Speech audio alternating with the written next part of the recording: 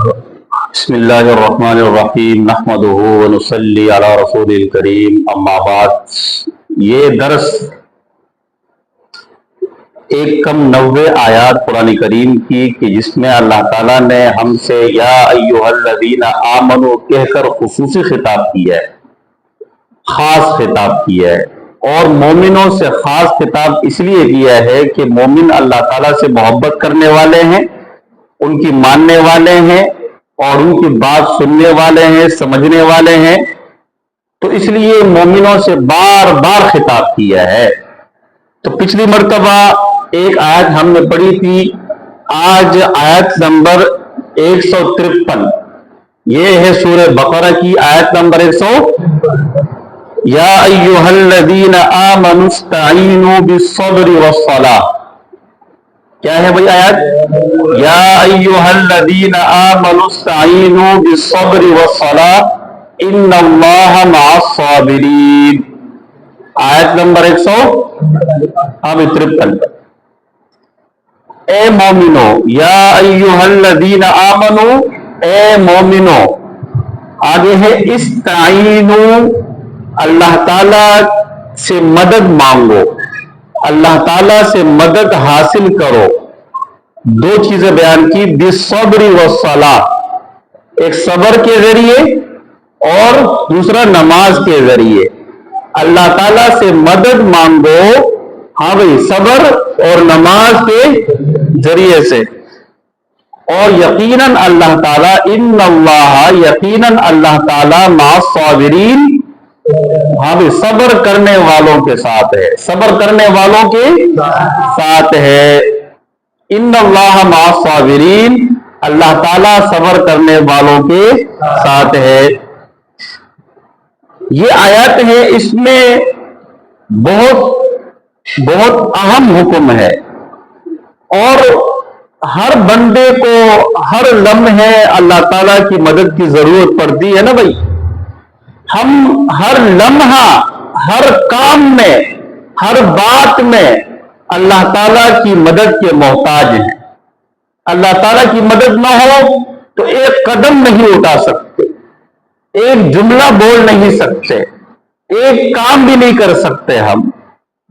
یہ تو اس کا خاص فضل کرم ہے کہ ہمارے بہت سارے کام اللہ تعالیٰ بن مانگے کر رہے ہوتے ہیں۔ ہمارے بہت سارے کاموں میں اللہ تعالیٰ کی مدد شامل ہے، ہر کام میں شامل ہے، اور اس میں ہم نے اللہ تعالیٰ سے مدد بھی نہیں مانگی ہوتی، لیکن پھر بھی اللہ تعالیٰ ہماری مدد کر رہے ہوتے ہیں۔ آگے آ جائیں، آگے ماشاء اللہ، اللہ تعالیٰ ہماری مدد کر رہے ہوتے ہیں، لیکن چونکہ دنیا ہے، اسباب کی چیز ہے، اور ایک بہت بڑی آزمائش بھی ہے، تو بہت سے کاموں کے لیے ہمیں مدد مانگنی بھی پڑتی ہے اللہ تعالیٰ سے۔ تو اس آیت میں اللہ تعالیٰ نے اپنے سے مدد مانگنے کا نسخہ بتایا ہے، طریقہ بتایا ہے، کہ اگر تم چاہتے ہو کہ اللہ تعالیٰ کی خاص مدد آپ کی طرف متوجہ ہو جائے اور آپ کو اللہ تعالیٰ کی مدد حاصل ہو جائے، تو دو چیزیں ایسی ہیں جن کے ذریعے اللہ تعالیٰ کی مدد حاصل کرنا بہت آسان ہے۔ وہ کیا ہے بھائی؟ وہ صبر اور نماز۔ کیا ہے؟ صبر اور نماز۔ ویسے تو صبر کی بھی اور اسی طرح نماز کی بھی بہت زیادہ فضائل ہیں، اس کے بہت زیادہ فوائد ہیں، وہ تو ہم بار بار سنتے بھی رہتے ہیں، نماز کے فضائل۔ ہاں بھائی، تو ان دونوں چیزوں کی ایک بڑی خاصیت اللہ تعالیٰ نے بیان کی ہے کہ ان کے ذریعے اللہ تعالیٰ کی مدد بھی حاصل کرنا بہت آسان ہے۔ تو اگر ہم چاہتے ہیں کہ وہ ذات ہماری مدد کرے اور ہمارے ہر کام میں، ہر معاملے میں وہ ہماری خصوصی مدد کرے، تو دو چیزوں کا ہمیں خاص اہتمام کرنا چاہیے، ایک صبر اور ایک نماز۔ یہ خاصیت ہے اس کی۔ اب دو چیزیں ہیں، صبر اور نماز، دونوں کو ہم ذرا سمجھ لیں کہ ان دونوں کے ذریعے سے صبر حاصل کرنے کا طریقہ کیا ہے اور ان دونوں کا مفہوم کیا ہے۔ तो पहली चीज है सबर। हमारे यहाँ आमतौर पर सबर कहते हैं कि जब कोई मुश्किल पेश आए, कोई गम लायक हो, तो हमारी सोच ये है कि सिर्फ उस वक्त सबर करना पड़ता है ना, सिर्फ उस वक्त सबर करना पड़ता है। लेकिन शरीयत में सबर की 3 बुनियादें हैं, 3 अज्जा हैं। सबर 3 चीजों का नाम है। वो 3 चीजें मिलेंगी तो कामिल सबर नसीब होता है इंसान को। 3 चीजें, तो सबर 3 बातों का नाम है। एक है नेक आमाल इबादत पर सबर करना, यानी अपने आप को पाबंद बनाना, अपने आप को नेक आमाल का, इबादत का पाबंद बनाना, ये सबर का मफहूम है, ये सबर का हिस्सा है। तो ये सबर का जो एक अहम मफहूम है वो क्या है? पहला जुज क्या है? अपने आप को नेक आमाल का, इबादत का पाबंद बनाना। तो गोया कि सबर के यहां माने हैं अपने नफ्स को पाबंद बनाना, अपने नफ्स को पाबंद बनाना, नेक आमाल और इबादत। दिन में 5 वक्त नमाजें पढ़ना आसान काम है भाई, तो नफ्स को इस पर पाबंद बनाना कि वो 5 वक्त नमाज के लिए मस्जिद जाए, ये भी सबर के अंदर दाखिल है। 5 वक्त पाबंदी करना सबर ही तो है भाई। इसी तरह कोई भी अमल है, नेक अमल है, इबादत है, तो अपने आप को पाबंद बनाना ये भी सबर का एक जुज है, सबर का मफहूम है, ये एक जुज। इसी तरह दूसरा जुज इसका कि अपने आप को गुनाहों से रोकना, अपने नफ्स को गुनाहों से रोकना, ये सबर के मफहूम में दाखिल है। इसको भी शरीयत में सबर कहते हैं, ये भी कामिल सबर के अंदर दाखिल है। तो दूसरा मफहूम क्या है भाई?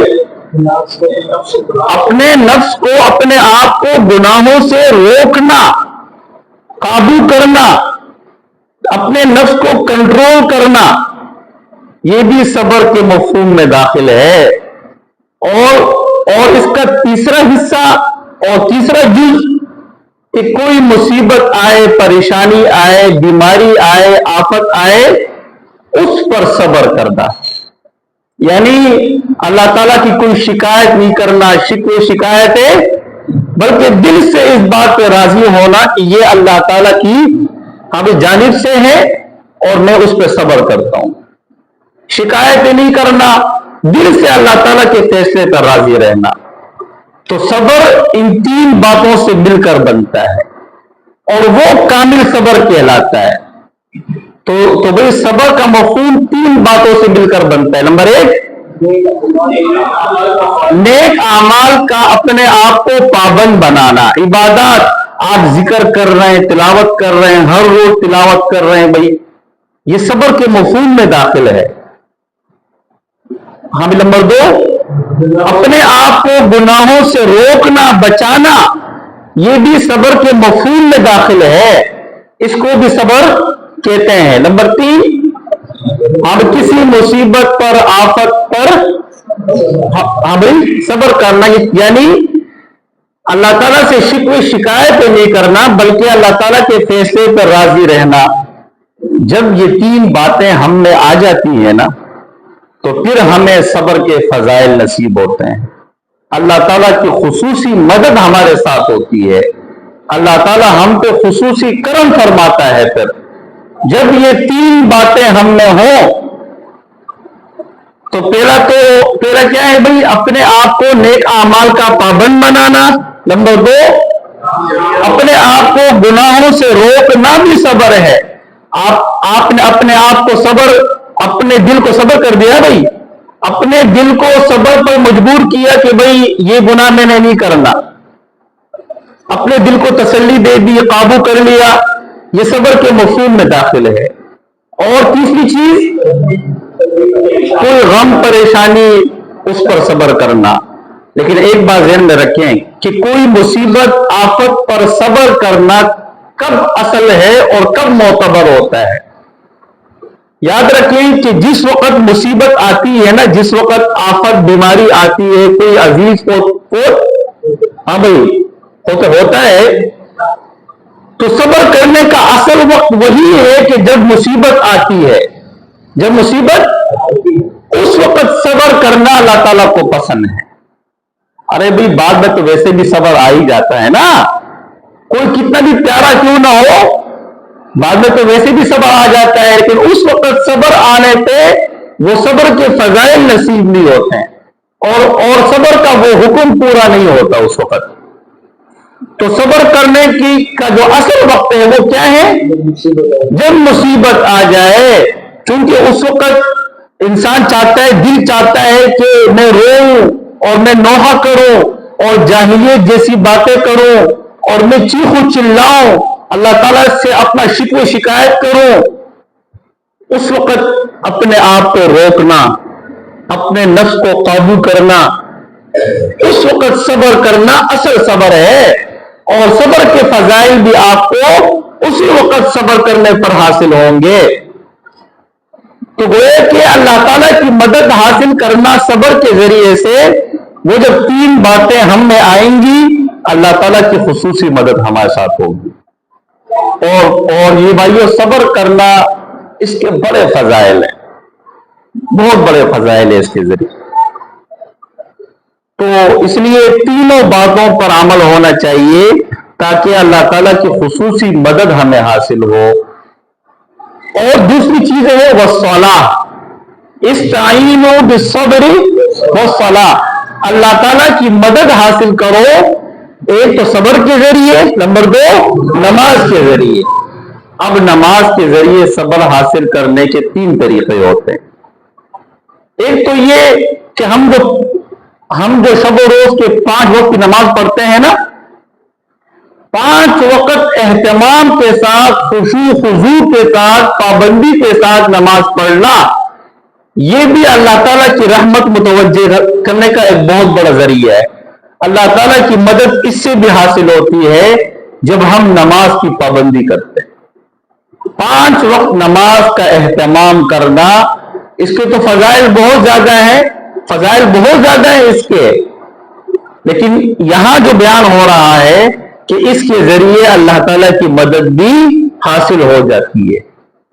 और दूसरा तरीका कि जब भी कोई मुसीबत, परेशानी, कोई और आफत आए, गम लाहिक हो, तो उस वक्त सलातुल हाजत पढ़ना, अपनी किसी हाजत के लिए सलातुल हाजत पढ़ना, अल्लाह ताला से मदद मांगने के लिए, दुआ मांगने के लिए, अपनी हाजत पूरी हमें कराने के लिए क्या है भाई? सलातुल हाजत पढ़ना, 2 रकात नफल पढ़ना, और फिर उसके बाद जो खास दुआ भी साबित अहादीस से वो पढ़ना, ये भी अल्लाह ताला की मदद मुतवज्जे करने का बहुत बड़ा जरिया है।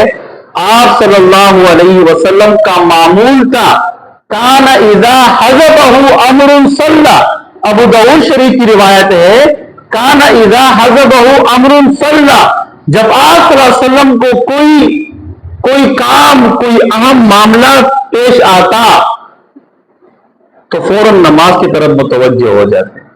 कहीं कोई जिहाद में है, वहां के हालात ऐसे हैं, सूरत हाल क्या मतलब मुवाफिक नहीं है, तो उस वक्त आप सल्लल्लाहु अलैहि वसल्लम नमाज की तरफ मुतवज्जे हो जाते थे, सलातुल हाजत पढ़ते थे। इस तरह के बहुत सारे, यानी कोई अहम मामला पेश आता तो आप सल्लल्लाहु अलैहि वसल्लम नमाज की तरफ मुतवज्जे होते। और अंबिया का भी यही मामूल था, तमाम अंबिया का, कि वो नमाज की तरफ मुतवज्जे हो जाते।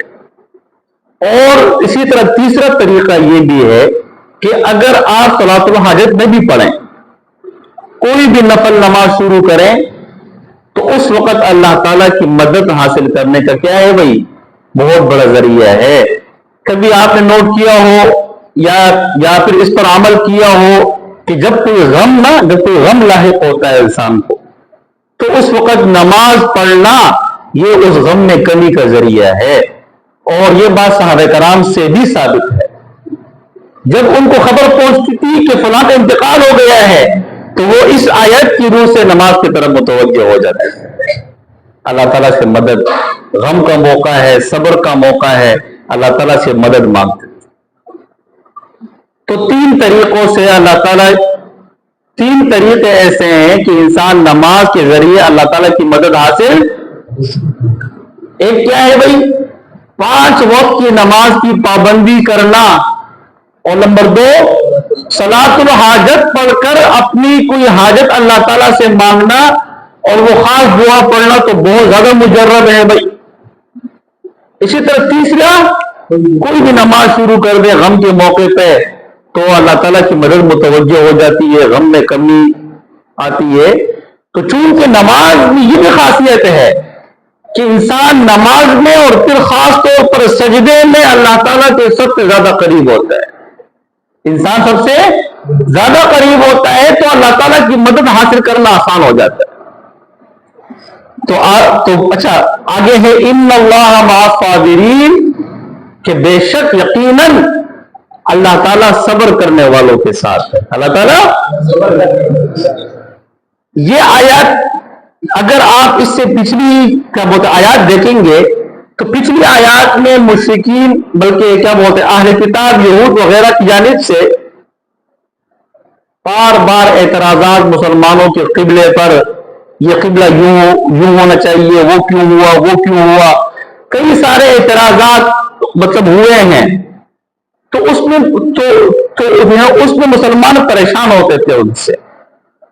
تو یہ آیات اللہ تعالیٰ نے اس پر نازل فرمائی. مطلب اس کا ربط یہ بھی ہے، اس کا ربط ماقبل کے ساتھ یہ بھی ہے کہ ان باتوں سے جو آپ پریشان ہو رہے ہیں تو نماز اور صبر کے ذریعے اللہ تعالیٰ کی مدد حاصل کریں.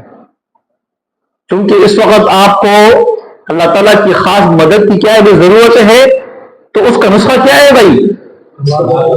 تو یہ ماقبل کے ساتھ اس کا ربط ہے. اور پھر آگے اللہ تعالیٰ نے صبر کرنے کے ماشاءاللہ فضائل بیان کیے ہیں اور اس پر انعام بیان کیا ہے. تو صبر انسان کو زندگی میں اللہ تعالیٰ کی خاص مدد کی ضرورت پڑتی ہے، ہر حال میں پڑتی ہے. تو اس کے بہت سارے طریقے ہیں بھائی. دعا مانگ لی آپ نے، سمجھ گئے بھائی. یہاں پر دو باتیں بیان ہوئی ہیں، 2 چیزیں، ایک صبر اور ایک نماز. تو یہ سورہ بقرہ آیات نمبر 153، یا ایھا الذین آمنوا استعینوا بالصبر والصلاۃ ان اللہ مع الصابرین. یا ایھا الذین آمنوا، آگے پڑھیں، اے مومنو، آگے استعینوا، اللہ تعالیٰ سے مدد حاصل کرو، اللہ تعالیٰ سے مدد مانگو. آگے بالصبر والصلاۃ، صبر کے ذریعے اور نماز کے ذریعے. آگے ان اللہ، یقیناً اللہ تعالیٰ مع الصابرین، صبر کرنے والوں کے ساتھ ہے. ان اللہ مع الصابرین، اللہ تعالیٰ صبر کرنے والوں کے ساتھ ہے. تو یہ اس میں بہت اہم ہمارے لیے حکم ہے. یہ ایک آیت کافی ہے، پھر آگے بڑھیں. ایک آیت ہے بس، اگلی آیت بھی ہم پڑھ لیتے ہیں. چلیں آیت نمبر 172، آیت نمبر 172 سورہ بقرہ. یا ایھا الذین آمنوا کلوا من طیبات ما رزقناکم، اے مومنو کھاؤ من طیبات، ان حلال پاکیزہ چیزوں میں سے. آگے ما رزقناکم، جو ہم نے تم کو رزق کے طور پر دی ہیں. آگے ہے واشکروا للہ، اور اللہ تعالیٰ کا شکر ادا کرو. ان کنتم ایاہ تعبدون، اگر تم اللہ تعالیٰ ہی کی عبادت اور بندگی کرنے والے ہو. یا ایھا الذین آمنوا کلوا من طیبات ما رزقناکم، اے مومنو کھاؤ ان چیزوں میں سے، ان حلال اور پاکیزہ چیزوں میں سے جو ہم نے تمہیں رزق کے طور پر دی ہے. آگے ہے واشکروا للہ، اور اللہ تعالیٰ کا شکر ادا کرو.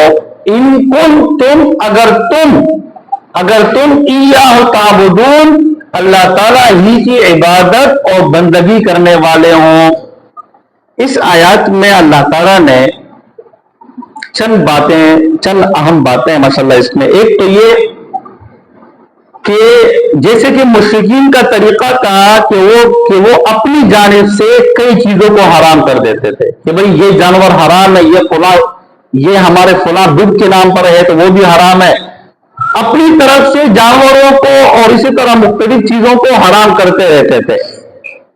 تو ایک تو اس آیت میں اللہ تعالیٰ نے اس سے منع فرمایا کہ مشرکین کی طرح اپنی طرف سے کوئی بھی چیز حرام کرنے کی ضرورت نہیں ہے، اس سے بچنا چاہیے۔ حرام حلال کا اختیار صرف اللہ کے پاس ہے، حرام حلال کا اختیار صرف اللہ کے پاس ہے اور کسی کے پاس نہیں ہے۔ تو جو چیز اللہ نے حلال آپ کے لیے کر رکھی ہے اس کو کھاؤ، اس کو استعمال کرو، اور جو حرام اور جو چیزیں اللہ تعالیٰ نے حرام، ان کو اللہ نے حرام قرار دیا ہے، ان سے بچو۔ تو ایک کام تو یہ کرو کہ اپنی طرف سے کسی چیز کو حرام قرار نہ دو، اور جو چیزیں اللہ تعالیٰ نے حرام قرار دی ہیں ان سے اپنے آپ کو بچاؤ، اور جو حلال چیزیں ہم نے آپ کو دی ہیں ان کو استعمال کرو، ان کو استعمال کرو۔ جو حلال چیزیں ہم نے تمہیں رزق کے طور پر دی ہیں ان کو استعمال کرو۔ آگے فرمایا کہ وَاشْكُرُوا لِلَّهِ، اور اللہ تعالیٰ کا شکر ادا کرو۔ اللہ تعالیٰ کا دیکھیں، شکر کا ہمارے ہاں مفہوم جو رائج ہے وہ بہت مختصر ہے، محدود ہے، لیکن شکر جو کامل شکر ہے وہ چند باتوں سے مل کر بنتا ہے۔ پہلی بات کہ ہم دل و زبان سے اس بات کا اعتراف کریں کہ یہ ساری نعمتیں اللہ تعالیٰ کی جانب سے ہے۔ ہم دل و زبان سے اس بات کا اقرار کریں، اعتراف کریں کہ جو کچھ بھی ہمارے پاس نعمتیں ہیں وہ سب اللہ کی جانب سے ہے۔ یہ شکر کا حصہ ہے، شکر کا اعتراف۔ آنکھیں اللہ نے دی ہے، زبان اللہ نے، مال اللہ نے دیا ہے، کان اللہ نے دی ہے، بیوی بچوں کی نعمت اللہ تعالیٰ نے دی ہے، اچھے والدین اللہ تعالیٰ نے دی ہے، بھائی گھر دیا ہے، بائک دی ہے اللہ تعالیٰ نے، یہ سب اللہ تعالیٰ نے دی ہے مجھے۔ اعتراف اقرار کریں ہم تو بھائی شکر جو کامل شکر ہے وہ چند باتوں سے مل کر بنتا ہے۔ پہلی بات اس میں سے کیا ہے؟ اعتراف کرنا، کہ دل و زبان سے اس بات کا اعتراف کریں کہ جو کچھ بھی نعمتیں ہیں وہ اللہ تعالیٰ کی جانب سے ہے۔ اور دوسری بات کہ ہم زبان سے اس پر شکر ادا کریں، ہم زبان سے کوئی بھی الفاظ لے آئے، سمجھیں کہ بھئی اے اللہ تیرا لاکھ لاکھ شکر ہے، الحمدللہ کہہ دیں، سمجھے کوئی بھی الفاظ حمد شکر کے، یہ زبان سے اعتراف کرنا یہ بھی شکر کا حصہ ہے۔ تو بھئی زبان سے بھی شکر کرنا چاہیے، بار بار کرنا چاہیے۔ اور تیسری بات کہ جو نعمت اللہ نے دی ہے اس کو ہم ضائع نہ کریں، معمولی سی نعمت بھی ضائع نہ کریں۔ پورا کپ چائے پی لیا، آخر میں رہ گیا، چائے رہ گئی، چھوڑ دیے بھائی، اللہ تعالیٰ کی نعمتیں ضائع جا رہی ہے۔ بھائی پانی پی لیا، بھائی پورا گلاس بھر دیا پانی سے، آدھا پی لیا اور آدھا گرا دیا، ضائع تو نہیں کرو نا بھائی۔ اگر پورا گلاس اللہ تعالیٰ کی نعمت تھی تو کیا یہ آدھا گلاس نعمت نہیں ہے بھائی؟ کتنے لوگ پانی کو ترستے ہیں بھائی۔ تو نعمت ضائع نہ کریں، اتنا کھانا لے جتنا ہم کھا سکتے ہیں، اتنا کھانا لے جتنا ہم کھا سکتے ہیں، کوئی بھی نعمت ضائع نہ کریں۔ اسی طرح چوتھی چیز کہ اللہ تعالیٰ، یہاں دیکھیں، اللہ تعالیٰ کی نعمت کو اس کی نافرمانی میں استعمال نہ کریں، یہ شکر کا حصہ ہے۔ آنکھیں اللہ نے دی ہیں تو اس سے وہ چیز نہ دیکھیں کہ جو اللہ تعالیٰ نے جس سے منع کیا ہے، جس پہ اللہ تعالیٰ ناراض ہوتا ہے۔ مال اللہ نے دیا ہے इसको अय्याशियों में और इसी तरह इसराफ में, फजूल खर्ची में खर्च न करें। तो अल्लाह ताला की नेमत को उसके खिलाफ यानी उसके अहकाम के खिलाफ और इसी तरह गुनाहों में इस्तेमाल न करें। गुनाहों में इस्तेमाल ये शुक्र का हिस्सा है। और पांचवी चीज कि नेमतों को अल्लाह ताला की रजा के हर काम में इस्तेमाल करें, अल्लाह ताला की रजा के कामों में इस्तेमाल करें। इबादत में ले आए इस जिस्म को, भाई इसको जिक्र तिलावत में खर्च करें इस अपने हम जिस्म को। तो 5 बातें मैंने कही, 5 बातों का मजमुआ कामिल शुक्र है, जिस पे शुक्र के फजाइल नसीब होते हैं। अल्लाह ताला की जानिब से इस पर बड़े बड़े इनामात हासिल होते हैं। वो 5 चीजें। नंबर 1, आप दिलो जुबान से इस बात का एतराफ कि ये सारी नेमतें अल्लाह ताला की जानिब से है। नंबर 2, जुबान से उसका इकरार यानी जुबान से अल्लाह ताला का शुक्र अदा करना, अल्हम्दुलिल्लाह, अल्लाहुम्मा लकल हम्दु व लकल शुक्र, जुबान से शुक्र। नंबर 3, अल्लाह ताला की नेमत को जाया नहीं करना। नंबर 4, अल्लाह ताला की नेमत को गुनाहों में इस्तेमाल नहीं करना। नंबर 5, अल्लाह ताला की नेमतों को उसकी रजा के कामों में इस्तेमाल करना। ये कामिल शुक्र है भाई। आगे फरमाते हैं इन कुंतुम इय्याहु ताबुदून। ये जो 2 अहकाम दिए है ना इसमें, एक तो हलाल का हो और दूसरा अल्लाह ताला का शुक्र अदा करो। ये क्यों? इन कुंतुम इय्याहु ताबुदून, अगर तुम अल्लाह की बंदगी और इबादत करने वाले हो तो फिर तुम्हें अल्लाह ताला के अहकाम मानने चाहिए। मोमिन तो मानता है ना अल्लाह ताला के अहकाम को।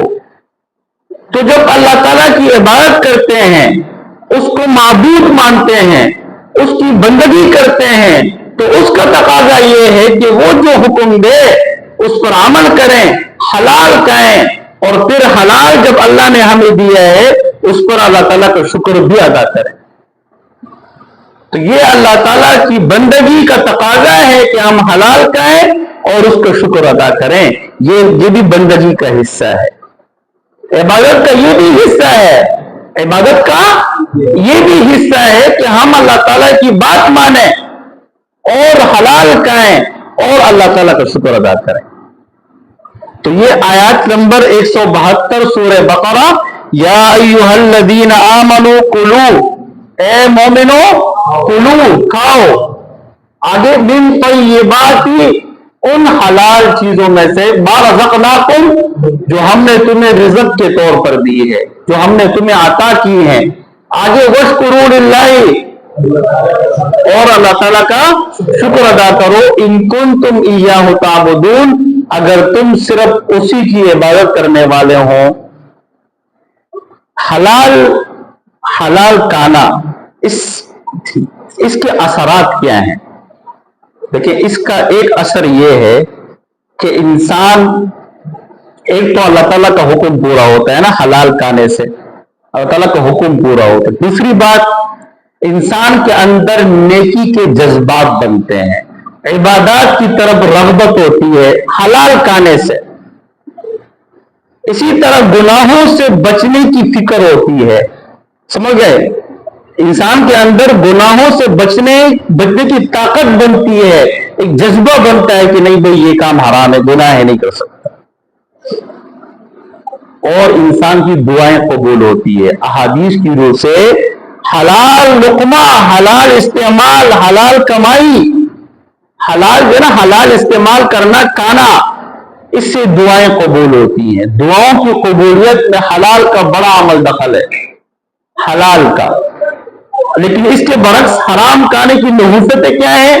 एक तो अल्लाह ताला की हुक्म की खिलाफ वर्जी है। नंबर 2, इससे इंसान को नेकी की तरफ रग़बत नहीं होती, तौफीक नसीब नहीं होती, नेक आमाल इबादत की तरफ वो इंसान का जज्बा नहीं बनता, और इंसान के दिल में गुनाहों की तरफ रग़बत, गुनाहों के जो है ना बुरे जज्बात, ये हराम की नहुसत है ये, और इंसान की दुआएं भी कबूल नहीं होती। इस पर वाज़ेह हदीस है कि एक आदमी मतलब हरम जाता है, काबा जाता है, کہتا ہے یا رب اے اللہ اے اللہ، لیکن اس کا کھانا حرام، اس کا پینا حرام، اس کا پہننا حرام، اس کا سب کچھ حرام، تو کہاں سے اللہ تعالیٰ اس کی دعا قبول کرے گا؟ کہاں سے دعا قبول کرے گا؟ حلال کمائی میں بڑا عمل دخل ہے۔ ایک اور بات، حلال کمائی سے عبادات بھی قبول ہوتی ہیں، حلال انسان استعمال کرنے سے۔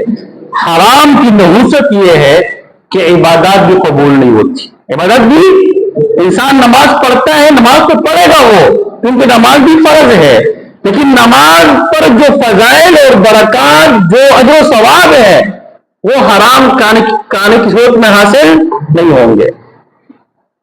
اب آپ بتائیں، ویسے تو نماز کی ذمہ داری تو پوری ہو جائے گی، حکم تو پورا ہو جائے گا، لیکن اس پر وہ ثواب حاصل نہیں ہوگا جو حلال کھا کر عبادت کرنے سے حاصل ہوتا ہے۔ تو اس آیات میں تو اللہ تعالیٰ نے جناب ہر مومن سے خطاب کیا ہے، یا ایھا الذین آمنوا۔ آگے سورہ مائدہ میں اللہ تعالیٰ نے انبیاء سے بھی خطاب کیا ہے، تو اس میں اللہ تعالیٰ نے واضح طور پر فرمایا نہیں، بلکہ یہ سورہ مائدہ میں اللہ تعالیٰ نے اس کو ایک اور انداز سے بیان کیا ہے، مومنوں سے خطاب کیا ہے۔ یہ انشاءاللہ اب تک ٹائم پہ آئے گا۔ اے مومنوں،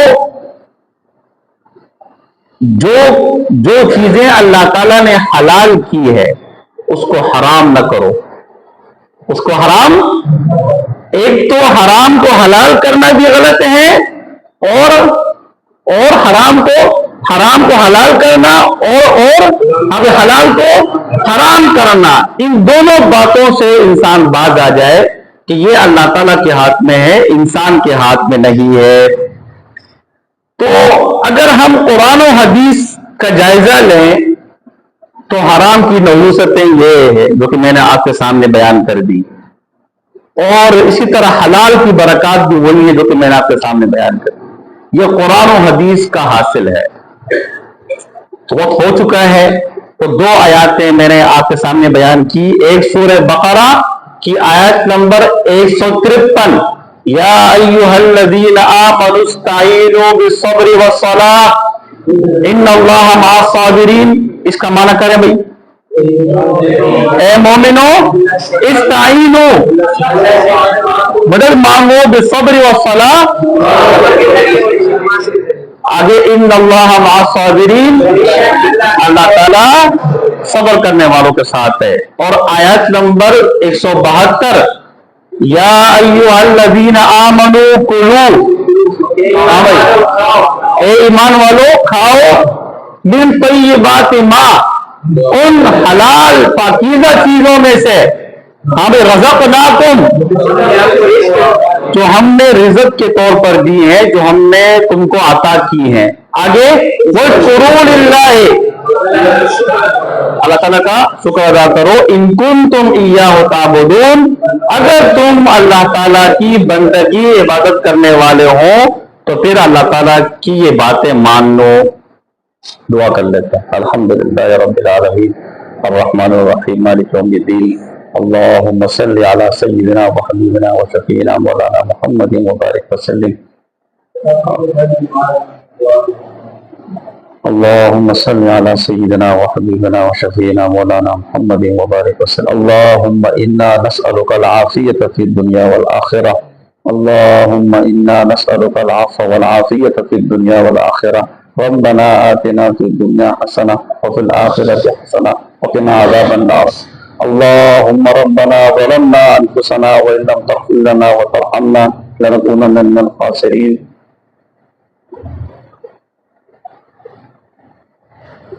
اللہم صل علی سیدنا و حبیبنا و شفیعنا مولانا محمد مبارک وسلم، آمین برحمتک یا ارحم الراحمین۔